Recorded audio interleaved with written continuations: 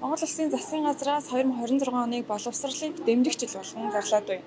Энэ хүрээнд Улсын хурлын даргын захирамжаар байгуулагдсан боловсрол шинжлэх ухааны асуудлаар сагналт дүгнэлт боловсруулах, шаардлагатай бол хуулийн тогтоомжийн төсөл боловсруулах, ажлын хэсгийнхэн нийслэлийн ачааллтай сургуулиудад ажиллаж байна. Ажлын хэсгийн ахлагч, Улсын хурлын гишүүн гал тодорхойлон, Улсын хурлын гишүүн хэрлэн, бусад албаны хүмүүс нийслэлийн ерөнхий боловсролын 34-р сургуулийн үйл ажиллагаатай танилцлаа. Тус сургууль 5340 гаруй сурагчтай бөгөөд дунд ахлах анги нь 64 бүлэгтэй, бага анги нь 53 бүлэгтэй. Сургуулийн даад хэтэрснээс болж үндсэн байраас гадна түрээсийн 2 байранд үйл ажиллагаагаа явуулж байна. 1-с 4-р ангийн тус бүр 11 бүлэгтэй 550-аас 577 хүүхэд сурч байна. Одоо 1-р ангийн 577 хүүхэд 11 бүлэгт гэхэд энэ хичээлийн жил. Гэхдээ бид нар энэ намар бол 15 бүлэгтэйгээр 700-аад хүүхэд бол эсэж орж исэн. Нэг бүлэгт ойролцоогоор 50-аас 55 хүүхэд суралцж байна.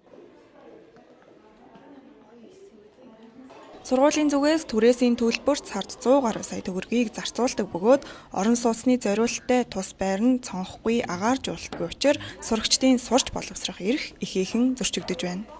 Сайн байцгаана уу хүүхдээ. Сайн байна уу? За өнөөдөр бид нар 34-р сургууль дээр ажиллаж байна. Тэгээ одоо яг миний энэ байгаа газар бол 34-р сургууль түрээсээр 2 байр ашиглаж байгаа. Тэрнийх нь 1 байр. Энд нэг 900 хүүхэд хичээлт юм байна. Мэдээ зориултын бус орон сууцны 1-2 дугаар давхарт байж байна. Тэгээ энд нэг ангид сая бас орлоо л доо. Тэгээ энэ ангид бол ингээ оронгууд энэ чинь юм багантай. Тэгээ багш нь тэнд байдаг, самбар нэнд байдаг. Энэ хүүхдүүдэд ингээд хичээл заахад үнэхээр хүндрэлтэй.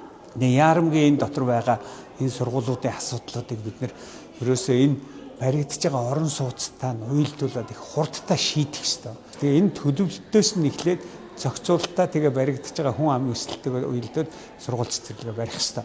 Энэ асуудлыг л одоо хүндэд тавиа явж байна. Бид нар нэг 10 чиглэлийн ажил ярьж байгаа. Энэний 1-р чиглэлийн энэ хүртээмжийн асуудал яриад байгаа. Дараа нь бид нар одоо багшийн хомсдлын асуудлыг ярина. Цалин мөнгөтэй нь холбоотой ярина.